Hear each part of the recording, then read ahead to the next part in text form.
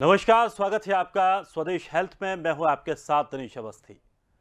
Covid 19 के नए variant Omicron का जाल लगातार फैलता जा रहा है। ऐसे में एक बड़ा सवाल यह है कि आखिर कैसे इस महामारी के नए रूप से बचा जाए, और इसी पर आज हम चर्चा करेंगे।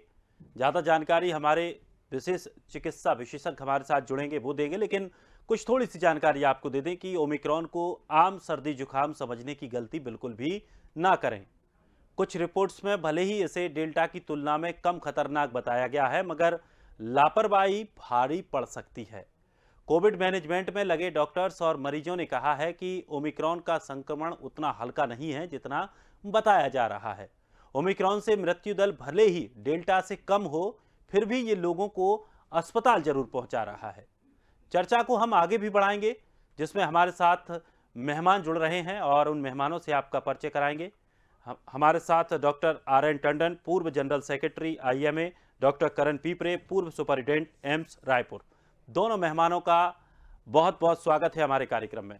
सबसे पहले डॉक्टर टंडन, मैं आपसे जानना चाहूँगा कि जिस तरह से कोरोना के अब लगातार केसेस बढ़ते जा रहे हैं, हालांकि सरकारें कह रही हैं घबराने की ज़रूरत नहीं है, व्यवस्थाएं इंतजाम पूरे हैं, उसके बावजूद लोगों को समस्याएं होती हैं, केसेस रोज बढ़ रहे हैं। और ओमिक्रॉन को लेकर के जो बात कही जा रही है, और आमतौर पर यह कहा जा रहा है कि ये इतना कोई खतरनाक नहीं है।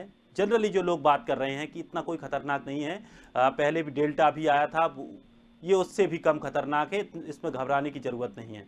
तो इसको किस तरह से देखा जा सकता है, कितना ये खतरनाक है, कितनी इससे सुरक्षा जरूरी है? नहीं, सबसे पहली चीज तो हमें ये समझना है कि हम जब ओमिक्रॉन और डेल्टा को कंपेयर करते हैं तो थोड़ा सा हमें दिक्कत आ जाए। कारण ये है कि डेल्टा के टाइम पे जिस तरीके से परेशानियां हो रही थी, लोगों को बीमारियां बढ़ रही थी और इन्फेक्शन बढ़ रहा था, नंबर बढ़ रहा था, तो हमें दिक्कत महसूस हो रही थी। आज हम ओमिक्रॉन के साथ में उस चीज को अभी समझ नहीं रहे। कारण सिर्फ ये है कि अभी रिसेंटली ये ओमिक्रॉन आया सामने आपके 24-25 नवंबर से अफ्रीका में, और उसके बाद ये बढ़ता हुआ पूरे विश्व में जिस तरह से अपनी घंटी बजा रहा है, उसको सबको समझना चाहिए। पर और जिस बात को लेकर लोग बहुत तसल्ली से जी रहे हैं कि ये बहुत माइल्ड इन्फेक्शन है, लाइक कॉमन कोल्ड है, क्योंकि बहुत बार ये बातें हो रही, पर लोग एक चीज को नहीं समझ रहे कि ये अभी 10 दिन की कहानी है हिंदुस्तान का। अगर हम बात करें जिस तरीके से हम दिसंबर की 28 तारीख से लेके और आज तक जो नंबर देख रहे हैं, जो 8,000 और 7,000 थे, जहां टोटल हिंदुस्तान में एक्टिव केसेस 70,000 पहुंच गए थे, वो आज 2.5 लाख पहुंच रहे हैं, और जो 7-8 हजार केसेस थे वो आज 90,000 से ऊपर पहुंच चुके हैं। तो हमको ये समझना है कि एक्चुअल में ये हो क्या रहा है और किस स्पीड से बढ़ रहा है। पिछली बार जब हम ये माने कि डेल्टा में बड़ी प्रॉब्लम थी, 20% एडमिशन हो रहा था, इस समय इसमें जो है और 2.5 और 3% एडमिशन हो रहा है। पर आप नंबर देखिए, डेल्टा का 1 लाख नंबर पहुंचने में हमें महीनों लग गए, और यहाँ अब 1 लाख पहुंचने में हमें 10 हफ्ता लगा है। तो अगर इस तरीके की स्पीड है और जो मैथमेटिकल कैलकुलेशन है उनको लेके चलेंगे, तो एक्सपेक्टेड ये है कि अमेरिका में अगर 10 लाख केसेस हो सकते हैं, नए कोविड केसेस, तो हिंदुस्तान कहीं पीछे नहीं रहेगा। हिंदुस्तान में हमारे साथ ज्यादा प्रॉब्लम्स हैं, परंतु हमारा मकसद ये नहीं है कि लोगों में डर आए, परंतु डर इतना तो जरूर आए कि जिस तरीके का मूवमेंट है हमारा, जिस तरीके के हम सड़कों पर और मार्केट में घूम रहे हैं और मास्क को बिल्कुल भूल गए कि मास्क भी कोई चीज होती है। लोगों को याद कराना पड़ता है, ओमिक्रॉन आ गया, 1 लाख केस हो गए, मास्क लगाइए। आप बिना मास्क के क्यों घूम रहे हैं? पर समझ अभी भी नहीं आ रही लोगों को।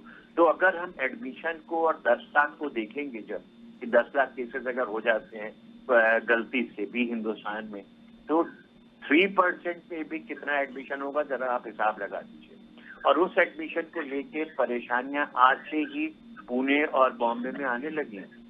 6 टाइम नंबर ऑफ केसेस बढ़े हैं पुणे में, और हॉस्पिटल्स की बुरी हालत हो गई है, क्योंकि 6 टाइम केसेस जो एडमिशन हो रहे हैं उसके लिए हॉस्पिटल में बेड की प्रॉब्लम हो रही है। वही चीज बॉम्बे में हो रही है। 15,000 केसेस हो चुके हैं, जो अभी तक पेंडेमिक में जो 2020 से शुरू हुआ है, अभी तक कभी बॉम्बे में एक दिन में नहीं हुए थे, और आज वो 15,000 केसेस हो गए। शुरुआत है। अभी जिस स्पीड से ये बढ़ रहा है, उसको समझना पड़ेगा और हमें अपने आप को संभालना पड़ेगा अगर हम ये चाहते हैं कि हम परेशानियों में ना पड़े, हमारा हेल्थ स्ट्रक्चर कोलैप्स ना करे। वो अलग बात है कि हमारी तैयारी बहुत अच्छी हो चुकी है, हमें बीमारी की भी समझ में आ चुकी है, हमारी गाइडलाइंस भी नई आ रही हैं, सारी चीजें हैं। परंतु जब नंबर ऑफ केसेस बढ़ेंगे तो लोग तुरंत भागना शुरू करेंगे अस्पतालों की तरफ और दिक्कतें आना शुरू हो जाएंगी। पिछली बार आर वैल्यू 1.69 यानी कि एक मरीज से करीबन पौने 2 मरीजों को इन्फेक्शन फैल रहा था। आज ये 2.69 ऑलरेडी पहुंच चुकी है, यानी कि 2.69 एक मरीज, अगर हम 10 मरीज मान लें तो 10 मरीज 27 लोगों को आराम से इन्फेक्शन फैला रहे हैं। अगर इसी स्पीड से ये बढ़ेगा तो जिस तरह से बाहर की रिपोर्टें आई हैं कि आर वैल्यू उनके यहाँ 5 और 6 पहुंच गया था, तो वही अगर इंडिया में होता है तो ये परेशानी का सबब होगा। हमको ये समझना है कि हमें क्या करना है। अभी इलेक्शन आने वाले हैं, रोज बात हो रही है कि इलेक्शन कमीशन कुछ एक्शन लेगा, लोग बोल रहे हैं कि आप इलेक्शन पोस्टपोन करिए, नहीं हो रहे हैं। कुछ पार्टियों ने कहना शुरू कर दिया है कि हम वर्चुअल मीटिंग करेंगे, वर्चुअल बातें करेंगे लोगों से, इलेक्शन की फिजिकल मीटिंग्स को अवॉइड करेंगे। अगर हम ये सब नहीं करेंगे तो हमारी सूरत हाल वही होगी जो पिछली बार हमें इलेक्शंस के बाद देखने के लिए। उस समय तो लोगों को समझ में नहीं आया था कि इलेक्शन से क्या मिल रहा है, परंतु अब जब इलेक्शन की वो एनालिसिस को देखा जाता है तो किस स्पाइक से केसेस बढ़े थे तमिलनाडु में, वेस्ट बंगाल में और आसाम में, उनको देख के हमें ये समझना है कि हमें क्या करना चाहिए। बल्कि मैं तो ये कहूंगा कि पब्लिक को सोचना चाहिए कि उसके फायदे में क्या है। उसके फायदे में इलेक्शन रैली या धर्मार्थ रैलियों में जाना ज्यादा जरूरी है या अपने आप को प्रोटेक्ट करना ज्यादा जरूरी है इस बीमारी से, जिसके बारे में आज भी हम सिर्फ ये जानते हैं कि बीमारी को कैसे बचाना है, वैक्सीन लगा करके और कुछ मास्क से और हैंड सैनिटाइजर से और घर में रह के और सोशल डिस्टेंसिंग। अगर हम इन्हीं चीजों को छोड़ देंगे, वैक्सीन लगना शुरू हो गई है। अच्छी बात है कि हमारे जो 15 से 18 वर्ष के जो बच्चे हैं उनको वैक्सीन लग रही है और करीबन 1 करोड़ों को वैक्सीन लग चुकी है। करीबन 55-60% हमारे एडल्ट पॉपुलेशन जो एलिजिबल थी वो भी उनको डबल वैक्सीन लग चुकी है। अब जिस तरह से थर्ड वैक्सीन की बात आ गई है, उसका सिर्फ यही कंसर्न है कि जो लोग इफेक्टेड हैं, जिनको कि आगे जाके की परेशानियां आने वाली, आप हेल्थ केयर वर्कर्स को देख लीजिए जिनके लिए थर्ड वैक्सीन बूस्टर डोज में आ रही है 10 जनवरी से। आज की तारीख में पूरे हिंदुस्तान में हेल्थ वर्कर्स किस तरह से इन्फेक्ट हो रहे हैं, कहीं की भी देखें आप बॉम्बे देख लें, आप पटियाला देख लें, आप अमृतसर देख लें, आप बिहार देख लें, आप दिल्ली देख लें, हर जगह पर हेल्थ केयर वर्कर्स में जिस तरीके से नंबर ऑफ केसेस बढ़ रहे हैं, ये अपने आप में एक बहुत बड़ी समस्या है। क्योंकि अगर हेल्थ वर्कर्स को अगर आपने आइसोलेशन में डाला, जिस तरह से पहले 2 हफ्ते का था और जो अभी कल से कम करने की बात हो रही है कि 7 डेज का आइसोलेशन कर दिया जाएगा, तो इन सब चीजों से हम सिर्फ यही सोचना चाहिए कि हम हेल्थ केयर वर्कर्स को सामने वापस लाना चाहते हैं, जिस तरह से वो आके अपनी पब्लिक की सेवा कर सके और उनका इलाज कर सके और उन्हें बचा सके उस ओमिक्रॉन और कोरोना वायरस के खतरे से। पर इन सब के लिए हर एक आदमी की जिम्मेदारी है कि मास्क को बहुत जरूरी तरह से इस्तेमाल करे। और मास्क को इस्तेमाल करना ये नहीं कि आपने कोई भी कपड़े का मास्क उठा के बांध दिया और खुश हो गए कि हमने मास्क लगाया, नहीं।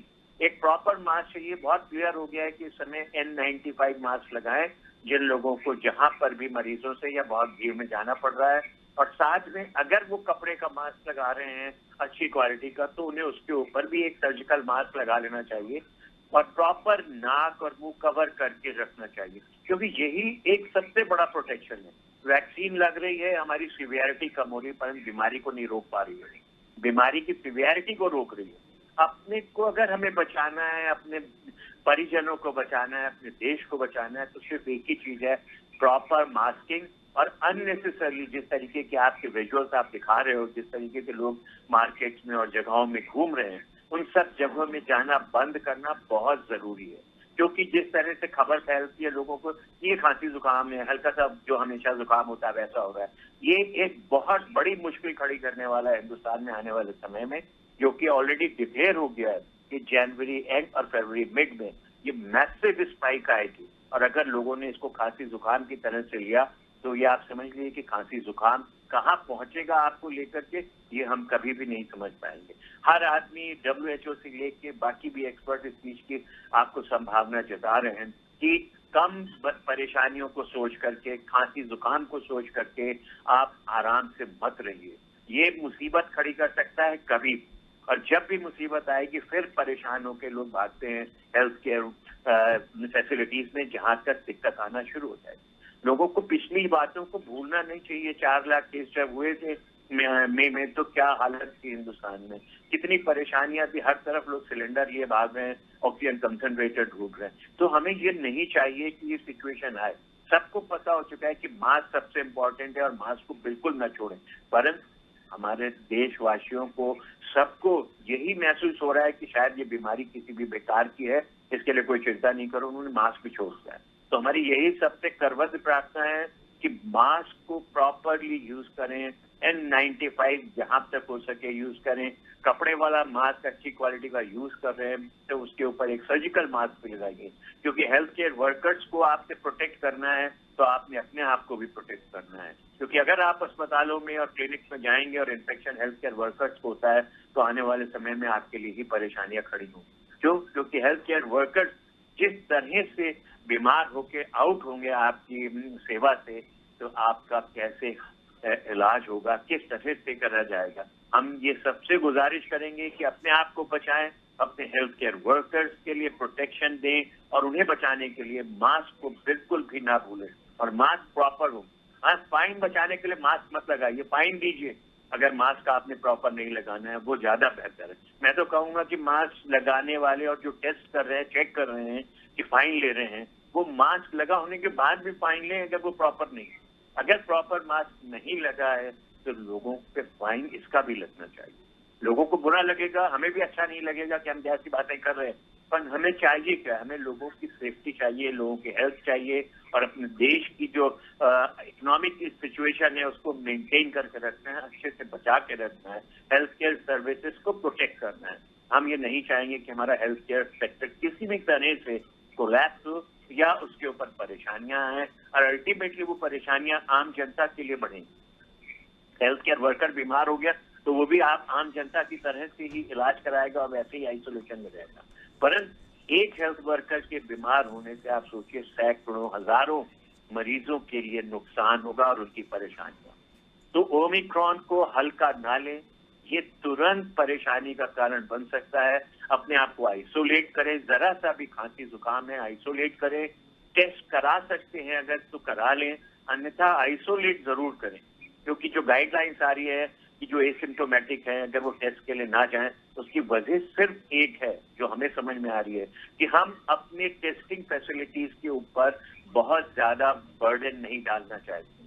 क्योंकि जहां 10 लाख लोगों को टेस्ट करना पड़ेगा एक दिन में, एक शहर में, तो मुश्किल आने वाली। तो हमें इसलिए इन सब चीजों को समझना है कि हमें क्या करना है, हमारा क्या दायित्व है, और हमें किस तरह से अपनी बीमारी को बचाना है, रोकना है, और अपने आप को संभाल करके रखना है। और ये भी ध्यान रखना है कि बीमारी बढ़ने से पहले डॉक्टर के पास पहुंचना है, उनको दिखाना है। डॉक्टर से मिलें, उनका सलाह लें, उनके हिसाब से दवाइयों का सेवन करें। अपने आप दवाइयां ना खरीदें और ना ही खाएं। बहुत सारी एंटीवायरल ड्रग्स जो FDA ने अप्रूव करी हैं अमेरिका में, वो अमेरिका के लिए हैं, हिंदुस्तान के लिए नहीं। लोगों को उन दवाइयों के पीछे नहीं भागना चाहिए, और ना ही किसी भी चीज के पीछे भागना चाहिए, और ना ही एडमिशन होना चाहिए। क्योंकि वो सब दवाइयां उन मरीजों के लिए हैं जिनको सीरियस प्रॉब्लम होने की संभावना है, यानी कि जिनको कोमॉर्बिडिटी है और जो पॉजिटिव हो गए हैं और सिम्टम्स बढ़ रहे हैं। ये अभी भी ऑक्सीजन सैचुरेशन में गिरावट आ रही है, पर उस लेवल पे नहीं है जो डेल्टा में थी, क्योंकि ओमिक्रॉन जो है अभी तक ऊपर के ही सांस की नलियों में रुक रहा है, अंदर फेफड़े में नहीं जा रहा है। परंतु आगे क्या होगा किसी को कुछ नहीं पता है। तो हमें प्रोटेक्शन अपना करना है। अच्छी बात है कि कोई प्रॉब्लम ना आए, वेंटिलेटर की जरूरत ना आए, परंतु अगर कभी आती है, जिसकी संभावना बहुत है, जब नंबर ऑफ केसेस बढ़ेंगे तो नंबर ऑफ एडमिशन बढ़ेंगे। 20% अगर डेल्टा में थे तो आपकी भी 5 to 10% के बीच में अगर एडमिशन हुए तो 10 लाख के ऊपर आप सोचिए 10% में कितना होता है। 1 लाख मरीज रोज के भर्ती होंगे। कहाँ से हमारे पास ICU आएंगी, कहाँ से हमारे पास हर जगह पे ऑक्सीजन बेड्स होंगे। बिल्कुल। हर और एक इसकी आदमी को इसकी सोचना बानगी है। हम इसकी बानगी हम पिछले दौरान देख भी चुके हैं। जो दूसरी जो लहर आई थी उस समय कितनी समस्याएं हुई थी। हम भले ही सरकारें भी ये कह रही थी पूरी तरह से तैयार हैं, लेकिन जिस तरह से लोग परेशान हुए थे, विचलित हुए थे, वो दृश्य शायद भुलाया नहीं जा सकता है। और यही उम्मीद सभी डॉक्टर्स कर रहे हैं, सभी स्वास्थ्य विभाग के सभी कर्मचारी कर रहे हैं, और सरकारें भी कह रही हैं कि भाई कम से कम आप अपने आप को सुरक्षित रख लें। अगर आपने अपने आप को सुरक्षित रख लिया तो आसपास के लोग अपने आप स्वतः ही सुरक्षित हो जाएंगे। और मास्क को लेकर के तमाम बातें अभी भी लोग उसको लेकर के लापरवाही बरत रहे हैं, लेकिन जिस तरह से अभी डॉक्टर टंडन ने भी साफ तौर पर कहा है कि मास्क को लेकर के बिल्कुल भी लापरवाही ना बरती जाए। डॉक्टर करण भी हमारे साथ जुड़े हैं। डॉक्टर करण, टंडन सर ने दो बहुत ही महत्वपूर्ण बातें कही। एक बात उन्होंने कही कि जिस तरह से जो हमारे स्वास्थ्य कर्मी हैं उनको बचाना है हमें, और ये जिम्मेदारी सरकार की भी है और हम लोगों की भी है। अगर हम लोग इस तरह की गतिविधियां लगातार करते रहेंगे तो उन पर भी समस्याएं आएंगी, और अगर वो लोग घर पर बैठ गए तो फिर हमारा बचना बहुत ज़्यादा मुश्किल हो जाएगा। दूसरी चीज इसमें एक बात ये भी कही जा रही है कि अगर संक्रमण फैल रहा है, चूंकि ओमिक्रॉन को लेकर के बात ये कही जा रही है कि आमतौर पर जो पिछले कोविड-19 में जो 19 का संक्रमण फैला था, उससे इसकी फैलने की दर बहुत ज़्यादा तेज है। ये बहुत ज़्यादा लोगों को एक साथ प्रभावित कर सकता है। तो सीधी बात है कि इससे नुकसान बहुत बड़ा होगा। लेकिन अगर जिन लोगों को कोई किसी तरह की बीमारियां पहले से हैं, खास करके ब्लड प्रेशर, शुगर को लेकर अगर बात करें, इस तरह की अगर बीमारियां हैं या दिल से संबंधित कोई बीमारियां हैं, उन लोगों को ये कितना खतरनाक और हो सकता है? बहुत अच्छी जानकारी दी, और जैसा कि बेसिक चीजें डॉक्टर टंडन ने भी बताई और आपने भी जो जानकारी दी है और प्रश्न भी किया है आपने, इसका जो ट्रांसमिशन रेट है तो कोविड-19 उसका जो म्यूटेंट है उसका आकार बदल गया, उसका स्पाइक जो प्रोटीन है वो इतना पावरफुल हो गया है कि हमारी जो सेल्स होती है, होस्ट की सेल्स बोलते हैं, जिसे मरीज की शरीर की कोशिकाएं रहती हैं, उसमें उसकी बाइंडिंग बहुत मजबूत होती है। Binding is very strong. कोविड-19 जो ओरिजिनल जो पहले का वायरस है उससे ज्यादा इस म्यूटेंट की सेल के साथ में जो बॉडी की कोशिकाएं रहती हैं वो उसके साथ में जो एक एंजाइम होता है ACE2 बोलते हैं जिसको, उसके साथ में बाइंडिंग इतनी मजबूत होती है कि वो एंट्री सेल में बहुत आसानी से ले लेता है, प्रवेश कर जाता है। यही इसका एक मुख्य रीजन है कि इसका जो ट्रांसमिशन रेट है वो दूसरे डेल्टा और दूसरे जो आपके कोविड-19 के वेरिएंट्स हैं उससे बहुत फास्ट गति से वो सेल्स के अंदर प्रवेश कर जाता है और जल्दी प्रवेश करता है, और संख्या इसी के कारण बढ़ रही है, जो कि अभी पिछले 15 दिन पहले 10 दिन 12 दिन पहले 7,000 7,500 केस हिंदुस्तान में टोटल थे, वो आज 90,000 के ऊपर हो गए हैं। महाराष्ट्र में 15-20 हजार डेली, मतलब डबल होते चले जा रहे हैं, जबकि सीरियसनेस नहीं है। इसका एक कारण है कि अब तो है तो कोविड-19 भी, उसके कारण भी उतने ज्यादा नंबर नहीं बढ़े थे अभी, लेकिन म्यूटेंट के आने के कारण, ट्रांसमिशन रेट बढ़ने के कारण, इसकी जो स्ट्रॉन्ग बाइंडिंग कैपेसिटी है होस्ट की कोशिकाओं के साथ में उसकी स्पाइक का, उसके कारण ये बीमारी के जो मरीज हैं इसके मिल रहे हैं। और रोग तो ये जो सिम्टम आप बता रहे हैं, डायरिया, वॉमिटिंग, छींक आना, सर्दी, जुकाम, बुखार, ये तो इस सीजन में पहले भी होते थे, लेकिन खतरनाक बात ये है कि इसका जो टेस्ट हो रहा उसमें ओमिक्रॉन जो वायरस है इसके केसेस पॉजिटिव मिल रहे हैं। यह बहुत ही खतरनाक है और इससे दहशत बढ़ी है, बहुत ज्यादा लोग बात परेशान हो गए हैं। उसका एक ही कारण है इसे रोकने का, आप अपने आप को संभाल के रखें। हर एक व्यक्ति और जो समझता है कि ओमिक्रॉन और कोविड-19 वायरस के क्या नुकसान है, जान जाती है इसमें। हमने देखा है हजारों लाखों लोगों को मरते हुए देखा है। हेल्थ वर्कर, आपने प्रश्न किया हेल्थ वर्कर को, प्राथमिकता के आधार पर, हमें प्राथमिकता तो सभी को देना, चाहे वो कोई भी हिंदुस्तान का पुरुष और महिला या वर्कर हो या सरकारी हो या प्राइवेट हो या शहर में, जंगल में, गांव में रहने वाला व्यक्ति हो। लेकिन जो लोग 24 घंटे काम कर रहे हैं रेलवे स्टेशन में, बस स्टैंड में, स्कूल में, कॉलेज में, एम्स में, डिस्ट्रिक्ट हॉस्पिटल, पीएचसी, गली गली में, मोहल्लों में, वार्डों में, हर शहर में, हर जगह आपको एक टेबल कुर्सी लगा करके और उनकी जांच कर रहे हैं। डग डग पे मैंने देखा है लोगों को, चाहे वो रेलवे स्टेशन, बस स्टैंड हो। ये कौन हेल्थ वर्कर है? ये हमारे ही भाई बंधु, हमारे ही बच्चे हैं। इनको बचा के रखना इसलिए जरूरी है कि 24 घंटे ये डायरेक्ट पॉजिटिव मरीजों के बीच में रहते हैं। इनका वैक्सीनेशन होना चाहिए, इनको बूस्टर डोज लगना चाहिए। अगेन अगर जरूरत है बूस्टर डोज की टाइम हो गया है गाइडलाइंस के अनुसार, वो भी देना चाहिए। इन्हें पीपीई किट देना चाहिए, इन्हें प्रोटेक्शन के सबरे साधन उपलब्ध होना चाहिए। इन्हें अगर सर्दी जुकाम बुखार होता है, इमीडिएट टेस्टिंग के साथ में इसका जो वेरिएंट के लिए जीनोम टेस्टिंग है वो भी करना चाहिए, सिक्वेंसिंग भी करना चाहिए और इनको रेस्ट प्रॉपर भी देना चाहिए। मैंने देखा है हजारों लोगों को बीमार होते देखा है, डॉक्टरों को मरते हुए देखा है, लोगों को, हेल्थ वर्कर लोगों को बार बार 2-3 बार कोविड-19 पॉजिटिव होते देखा है।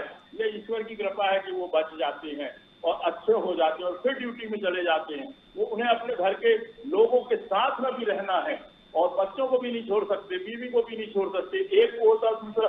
अभी भोपाल में एक फैमिली को डॉक्टर देख रहा था, ये भी हॉस्पिटल में सैकड़ों लोगों की उसने जांचें की, उसके कारण उसके घर परिवार में फैल गया, लोग वहाँ खत्म होने लगे। और मैं समझता हूँ कि ये बहुत दुखदायी घटना है। इसी प्रकार उदाहरण दे रहा हूँ, ये पूरे हिंदुस्तान में अभी कल की जो रिपोर्ट है, जो विशेषज्ञों ने बताई है और जो हमारे चिकित्सकों ने बताई, हम 24 घंटे टीवी और मीडिया के साथ जुड़े हुए हैं। डॉक्टर सबसे ज्यादा बीमार हो गए, नर्सिंग ऑफिसर सबसे ज्यादा बीमार हो रहे हैं। अभी की स्थिति बता रहे हैं, जो नंबर ऑफ केसेस बढ़ रहे हैं, इसमें चिकित्सालय के, सरकारी प्राइवेट हॉस्पिटल के चिकित्सक, paramedical staff, nursing officer, ward wise direct trolley लेकर के जाते हैं, भागते हैं और वार्डों में जाते हैं, आईसीयू में जाते हैं, एचडीयू में जाते हैं, ऑक्सीजन लगाते हैं, मास्क लगाते हैं, पीपीई किट बदलते हैं, लोगों के कपड़े बदलते हैं, खाना देते हैं, चाय देते हैं। इनको बचाना बहुत जरूरी है। ये डायरेक्ट इन्वॉल्वमेंट है इनका। और साथ में जैसा कि हम पिछले 2 साल हो गए, फरवरी के बाद से हम लोगों को 2 साल से हम लोगों को बता रहे हैं कि डबल मास्क, वेल फिटिंग वाले, पूरी टाइट फिटिंग वाले डबल मास्क लगाना बहुत जरूरी है और दूरी बना के रखना है, सैनिटाइजेशन का उपयोग करना, अनावश्यक कभी ना निकले। कॉलेज स्कूल को बंद करना चाहिए, अभी बढ़ रहा है मरीज को। और जो सभाएं हो रही है, भीड़ वाली सभाएं हो रही हैं, उसे तत्काल इमीडिएट बंद करना चाहिए। ये शासन को करना चाहिए, इसको ध्यान देना चाहिए। हम लोग इतनी जो काम कर रहे हैं, रात और दिन इसमें बता रहे हैं, बोल रहे हैं, तो ये भीड़ से फैल रहा है। जितनी ज्यादा भीड़ बढ़ेगी उतने ज्यादा इसका ट्रांसमिशन रेट भी बढ़ेगा। और जहां 1.5-2 करोड़ पॉपुलेशन के शहर है, बॉम्बे और दिल्ली, यहाँ कलकत्ता, यहाँ नंबर ऑफ केसेस बहुत बढ़ते जा रहे हैं। इसको तत्काल रोकना पड़ेगा। अभी 7,000 थे और अभी 1 लाख पे पहुंच रहा है, कल हो सकता है 2 लाख हो जाए। तो ये नहीं होना चाहिए और कोई किसी की भी मौत नहीं होना चाहिए, कोई सीरियस नहीं होना चाहिए, किसी के घर का चिराग नहीं उजड़ना चाहिए। हम सब डॉक्टरों की और पब्लिक की और आप सब मीडिया वालों की ये जिम्मेदारी है कि इसे सरकार तक पहुंचाएं और उस पर बिल्कुल, चाहे लॉकडाउन करना पड़े, चाहे कर्फ्यू लगाना पड़े, लोगों को घर पे रखने के लिए कहें, लोगों को वैक्सीनेशन लगाएं। वैक्सीनेशन के बाद भी जिनको हो रहा है उनको अच्छी केयर होना चाहिए, किसी का भी स्वास्थ्य सीरियस ना हो, इस पे ध्यान रखने वाली बात है। हर व्यक्ति की ये जिम्मेदारी है कि वो अपने घर पे रहे, इस समय बाहर अनावश्यक रूप से बिल्कुल सफर ना करे, ना निकले, गाड़ी घूमने ना जाए, सड़कों पे ना, चौराहों पे ना बैठे, तभी हम इसे रोक सकते हैं। अन्यथा बहुत बड़ा विस्फोट है। हमने भी नहीं देखा था पिछले 2 साल में कि 2-3 दिन में इतना ज्यादा 1 लाख को पहुंच गया, 20,000, 25,000, 50,000 एक शहर में निकल रहे हैं। ये बहुत भयावह स्थिति है, बहुत डराने वाली स्थिति है। इसको यहाँ पर रोकना पड़ेगा। ये सबकी जिम्मेदारी है व्यक्तिगत रूप से देश को बचाने के लिए। और ये सब सभी की सहभागिता से ही हम इससे लड़ पाएंगे और इस तरह की जो बीमारियां हैं उनको दूर भगा पाएंगे। लेकिन लोगों को यहाँ पर समझना होगा अपनी जिम्मेदारी। कुछ ना करें, कम से कम मास्क का प्रयोग अवश्य करें, थोड़ी सी दूरी भी बनाए रखें, तो आने वाले समय में हम बेहतर एक कल देख पाएंगे। फिलहाल आप दोनों का बहुत बहुत शुक्रिया हमारे साथ जुड़ने के लिए और इतनी महत्वपूर्ण जानकारियां देने के लिए। और मुझे उम्मीद है कि दर्शकों को कम से कम इतनी बात तो समझ में आई होगी कि जिस तरह से ओमिक्रॉन को लेकर के जो तमाम बातें आम जनमानस में चल रही हैं वो उससे भी ज़्यादा खतरनाक है। इसकी जो संक्रमण दर है वो बहुत ज़्यादा तेज है, एक साथ कई लोगों को ये इन्फेक्टेड करने की ताकत रखता है। लेकिन हम इससे बच सकते हैं अगर हम अपने घर पर रहें, मास्क का प्रयोग करें, सोशल डिस्टेंसिंग का इस्तेमाल करें और जितना कम हो उतना घर से ही कम बाहर निकलें। बहुत ज़्यादा अगर कोई ज़रूरत है तभी घर से बाहर निकलें और वहां पर भी अपनी दूरी और अपनी सुरक्षा बनाए रखें। तभी हम एक बेहतरीन कल देख पाएंगे। बहुत बहुत शुक्रिया हमारे साथ जुड़ने के लिए सभी का। और फिलहाल इस खास कार्यक्रम में इतना ही। ताज़ा तरीन खबरों के लिए आप देखते रहिए स्वदेश न्यूज, सबसे पहले देश।